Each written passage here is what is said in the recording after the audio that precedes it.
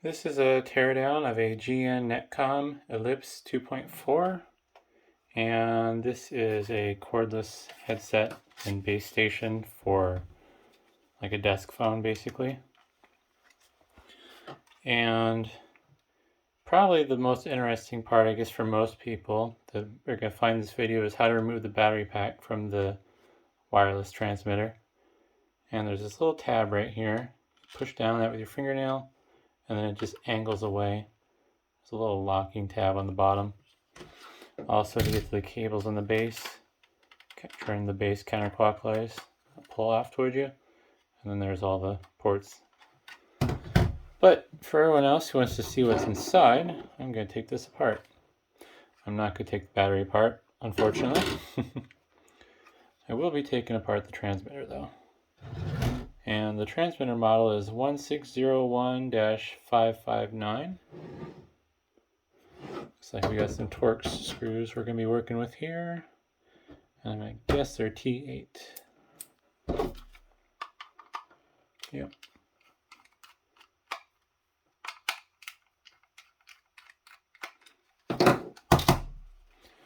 I'm assuming the rest of this, yep, it's going to split right apart. Here's your charger terminals on the back, which go to these two gold pads there. And got a little bit of membrane for the buttons for volume control, and I'm guessing that's probably like a connection setup button. And not much to see on the board. See if I can zoom in on that chip. Oh, I have it upside down. No clue if that's standard or not. Funny thing about this is it almost looks like a USB connector. I don't have anything nearby that I want to damage though. Seems to be about the right size.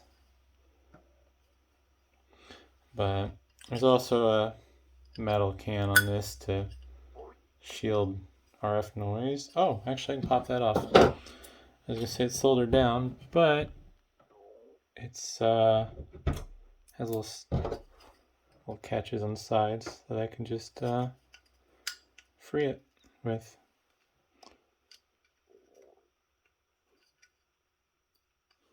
I think I need a bigger flathead screwdriver. Hopefully I can resist the urge to cut my fingers open on the sharp edges. Oh no.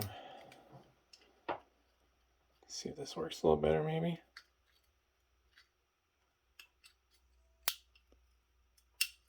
There.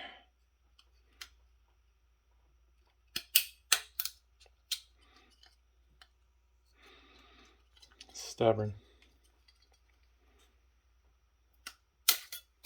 There we go. Try to figure out which way's up. Let's go in the opposite direction.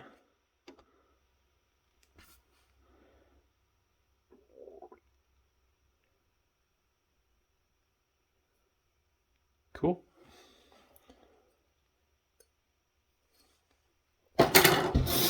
Alright, now the base station's probably going to be snapped together because I don't see any screws.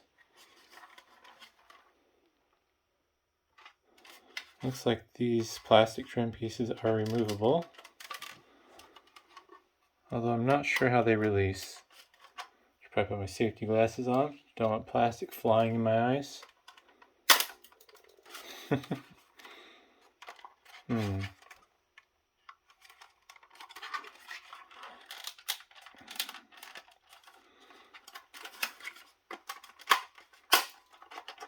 I guess this isn't worth anything, so might as well do a destructive teardown on it.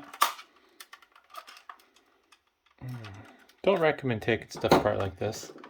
This is how you get wonderful little cuts on your fingers.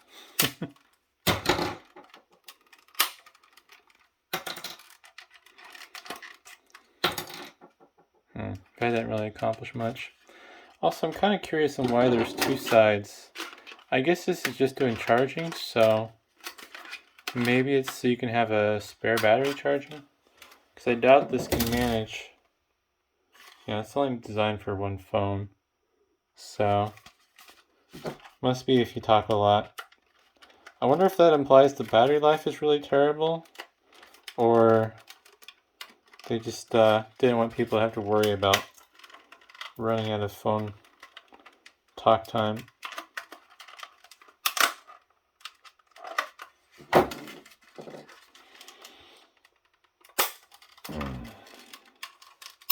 Ouch.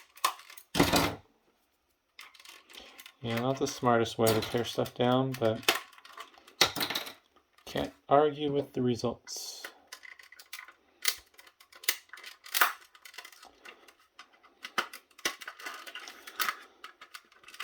Snap together stuff's kind of a pain though.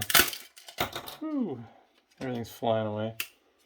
Some more spring contacts that go to some gold connection points on the board.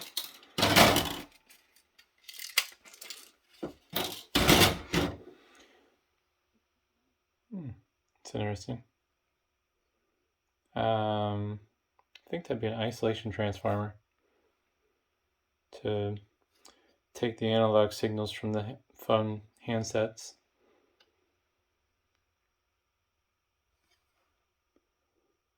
So I got some miniature Omron relays. Not sure what those are for. Maybe switching between the handset and the wireless headset.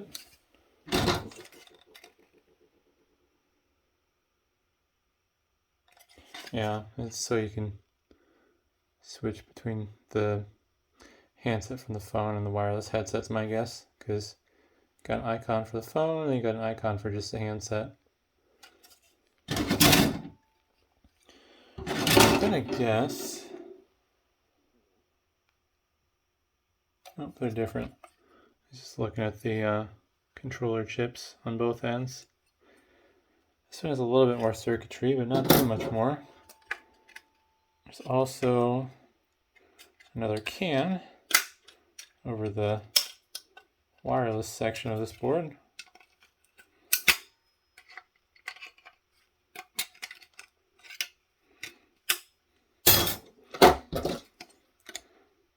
And let's see, get them oriented the same. Nope, not the same there either. Although,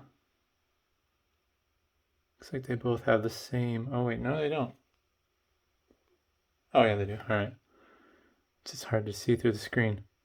LMX3268 chips.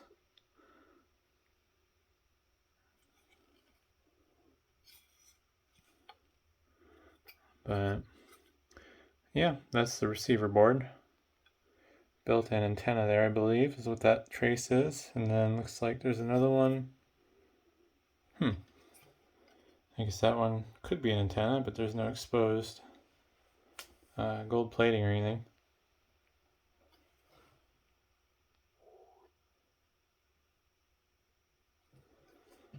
But usually not too much to see in these commercial phone equipment units.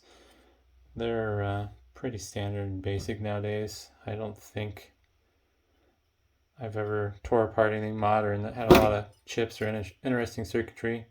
It's all purpose-built stuff to meet a price point. But now I got a big mess of parts to clean up. So hopefully that's interesting. Thanks for watching.